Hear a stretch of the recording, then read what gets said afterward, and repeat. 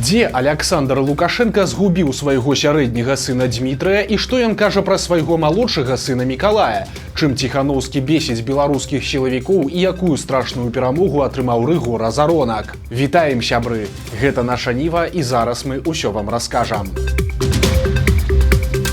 Загадкава знік сярэдні сын Александра Лукашэнкі Дмітрый. Яго нідзе не бачна ўжо амаль 2 месяцы. Яго не было побач з бацькам на цырымоніі 3 ліпеня, а затым ён не даехаў і да вялікага канцэрта ў Александрыі. Пра юбілей прэзідэнцкага спартыўнага клуба, які святкаваўся днямі, на ўсіх тэлеканалах расказваў чамусьці не сам Дмітрый Лукашенко, а яго памочнік. За гады знаходжання ва ўладзе Александра Лукашэнкі склалася традыцыя сямейнага ўскладання кветак у гонар перамогі ў Другой сусветнай вайне. Калі гэта не юбілейны год перамогі, то цырымонія адбываецца 9 мая. У юбілейныя гады ў той дзень адбываецца ваенны парад, а ўрачыстае ўскладанне кветак адкладаецца на 3 ліпеня. Звычайна на гэтай цырымоніі прысутнічаюць усе сыны Александра Лукашэнкі. Так было ў 20-м годзе, у 21-м і далей. Летась святочную цырымонію прапусціў малодшы сын Мікалай, але двое старэйшых па-ранейшаму суправаджалі свайго бацьку. А вось у гэтым годзе традыцыю парушыў ужо Дмітрый Лукашенко. І калі на адсутнасць Мікалая ў минулым годзе мала хто звярнуў увагі, то адсутнасць Дмітрыя азадачыла. Ён асабліва ніколі не быў публічным, але ж мы паглядзелі, што з канца вясны Дмітрыя Лукашэнку не відаць зусім. 23 мая ён уручыў прызы юным валейбалістам і далей цішыня. Ён не паказаўся нават 7 ліпеня, калі адзначалася 20годдзе прэзідэнцкага спартыўнага клуба, які ён ужо даўно ўзначальвае. Нават у тэлесюжэтах з гэтай нагоды сын Лукашэнкі адсутнічае, і за яго дае каментарыі яго памочнік. Пры гэтым жонка Дмітрыя Ганна Сялук не знікла у адрозненні ад свайго мужа. Але што здарылася з сярэднім сынам Лукашэнкі? Нейкая няміласць ці сур'ёзныя праблемы са здароўем пакуль невядома. Тым часам Александр Лукашенко публічна дзякуе за навучанне свайго малодшага сына Мікалая. Сёння ён асабіста прыняў у Мінску Гун Ціхуана, рэктара Пекінскага універсітэта. Менавіта па сумеснай праграме гэтага універсітэта і БДУ атрымлівае адукацыю Мікалай Лукашенко, і цяпер яго бацька не хавае сваёй удзячнасці. Господин Гун Ціхуан, спасибо, что заглянули. У меня есть за что вас поблагодарить. И я прежде всего лично вас хочу поблагодарить за ту большую, личную услугу. Это и услуга, и помощь, и поддержка за обучение наших студентов Государственного университета, в том числе и моего младшего сына, по отдельной программе серьезной. Прычым Лукашенко прагаварыўся, што ў яго Мікалай вучыцца па нейкай спецыяльнай праграме, створанай падобна адмыслова для яго. Вы пошли на беспрецедентные шаги и создаете отдельную программу для обучения особо продвинутых белорусских студентов по специальности биотехнологии. Двухгодичная программа, которая предусматривает углубленное изучение дисциплин, связанных с биотехнологией.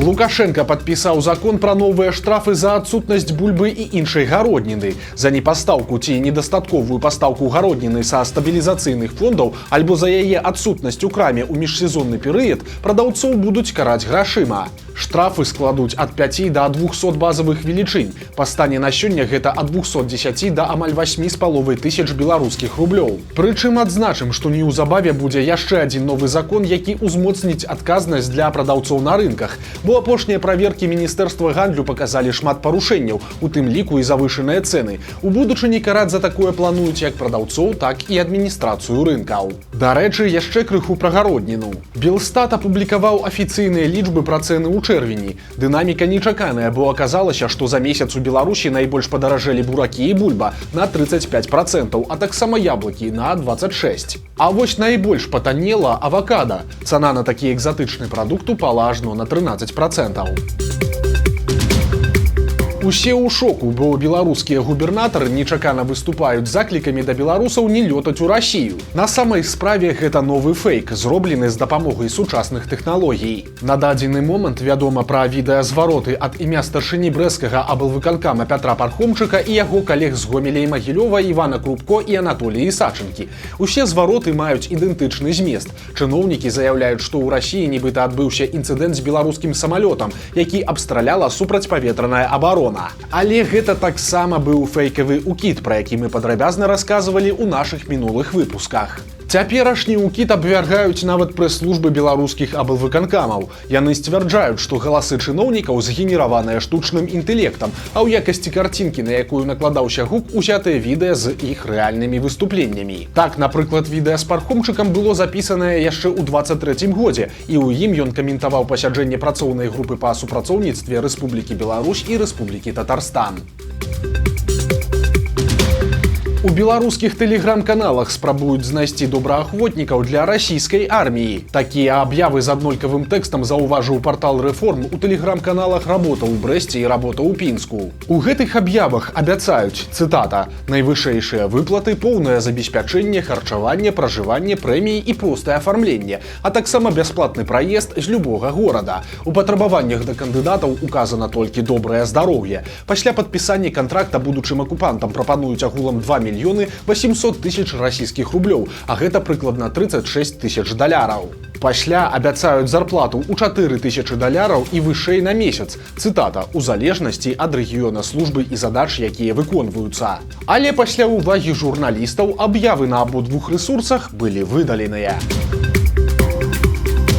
Сяргей Ціханаўскі і нервы людзей у пагонах, альбо дзіўная аперацыя сілавікоў Лукашэнкі. Губазік паведаміў пра затрыманне 2 жыхароў Магілёва, якія нібыта спрабавалі ўехаць у краіну з пашпартамі Новай Беларусі. Па словах сілавікоў, адзін з мужчын знаходзіцца пад вартай за кратамі, а другі знаходзіцца на волі, але пад падпіскай аб невыездзе.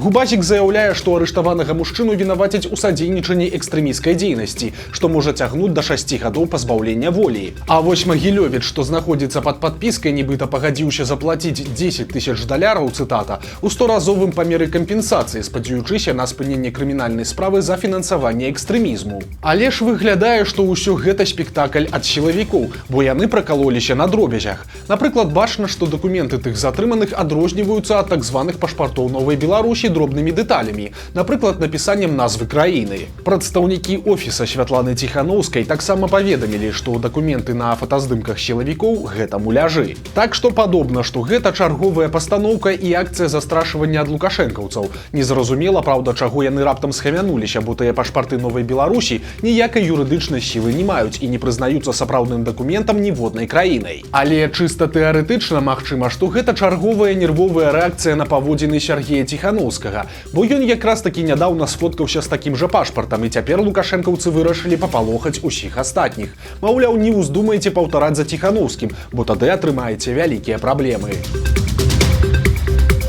Праўда, іншыя дзеянні сілавікоў ужо сапраўдныя і зусім не смешныя. Лукашэнкаўцы працягваюць ціск на бацькоў тых беларусаў, да якіх не могуць дацягнуцца. Цяпер сілавікі прыйшлі да бацькоў блогера Андрэя Павука, які вядомы сваімі тэлефоннымі званкамі сілавікам і чыноўнікам. Але ж раз'юшылі лукашэнкаўцаў не званкі, а апошняя акцыя блогера. Павук прыйшоў на літоўскі так званы гей-парад у кіцелі беларускага міліцыянта і з чырвона-зялёным сцягам у руках. Сілавікі палічылі гэта здзекам з дзяржаўных сімвалаў, распачалі супраць блогера чарговую крымінальную справу і прыйшлі да яго бацькоў у Беларусі. Акрамя таго, яны прымусілі маці і бацьку блогера зняцца ў пакаяльным відэа, якое паказаў у сваім стрыме задаволены такой дзікухай Рыгор Азаронак. Ды і ўвогуле лукашэнкаўцы не хаваюць, што за дзеянні эмігрантаў будуць помсціць іх сваякам, якія засталіся ў Беларусі. Вось, напрыклад, што кажа старшы опер упаўнаважаны па асабліва важных справах губазік Уладзімір Гарагляд. Если эти лица находятся за границей, там, в Польше, в Литве, ну, то есть вне зоны досягаемости, вне юрисдикции Республики Беларусь, приходят к им близким и знакомым, потому что это тоже предусмотрено белорусским законодательством. И получается, что прыгая на гей-парадах там, под дудку паука, будут страдать их близкие. И не потому, что это хочется нам, а потому, что это предусмотрено законодательством. Такая практыка караць бацькоў за ўчынкі дзяцей вельмі падабаецца і прапагандыстам. Прынамсі, вядучыя тэлеканала СТБ Азаронак и Казакоў вельмі ухваляюць такія падыходы. Первое, что нам скажут, что, знаешь, как сын за отца не отвечает, мать за сына тоже не несет ответственности. Несет, потому что семейный круг, он самый главный в воспитании людей, самый главный.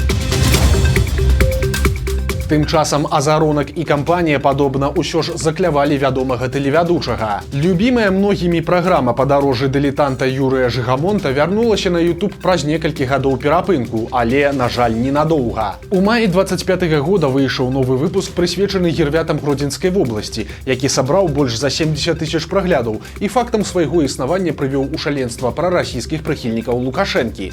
Да цкавання далучыліся і Азаронак, і дэпутат Вадзім Гігін, які ў свой час прыклаў руку да таго, каб праграму прыбралі з эфіру Белтэлерадыёкампаніі. Па выніку ўсё скончылася сумна, і новы выпуск «Падарожжаў дылетанта», падобна, стаў апошнім, бо за амаль 2 месяцы на канале Жыгамонта больш не з'явілася ніводнага відэа. Што робіць беларус, які выпадкова стаў мільянерам? Партал «Онлайнер» пацікавіўся, як ідуць справы ў звычайнага беларускага зваршчыка, які ў лютым выйграў у латарэю 3 мільёны беларускіх рублёў. Мужчына расказаў, што, нягледзячы на шалёныя грошы, звальняцца не стаў і па-ранейшаму працуе на будоўлі. Са свайго выйгрыша ён патраціў прыкладна палову. Купіў дом для сваёй дачкі, а таксама падарыў кватэру сястры. Ну і пазычыў трохі грошай суседу на новыя зубы. Сабе жа мужчына купіў толькі новую кашулю і джинсы. Кажа, на працы яго часам падкалываюць калегі, маўляў, мільянер на будоўлі, але нейкай асаблівай увагі праз выпадковыя грошы да мужчыны больш не стала, і яго жыццё амаль не змянілася.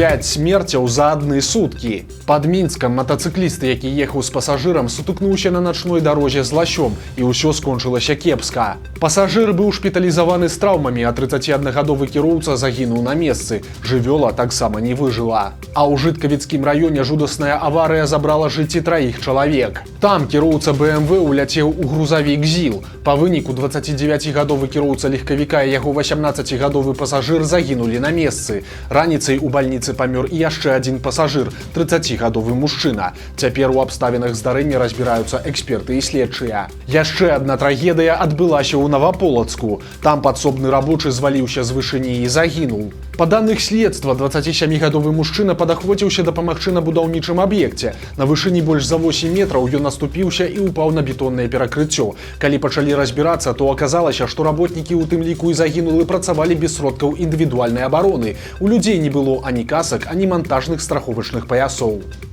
А на Гомельшчыне за адзін тыдзень 3 мужчын памерлі, падавіўшыся ежай. У 2 выпадках мужчыны падавіліся кавалкам мяса, а ў 3 салам. Але ёсць адзін важны нюанс. У момант гібелі ўсе 3 знаходзіліся ў рознай ступені алкагольнага ап'янення. На думку экспертаў, менавіта гэта стала асноўнай прычынай няшчасных выпадкаў.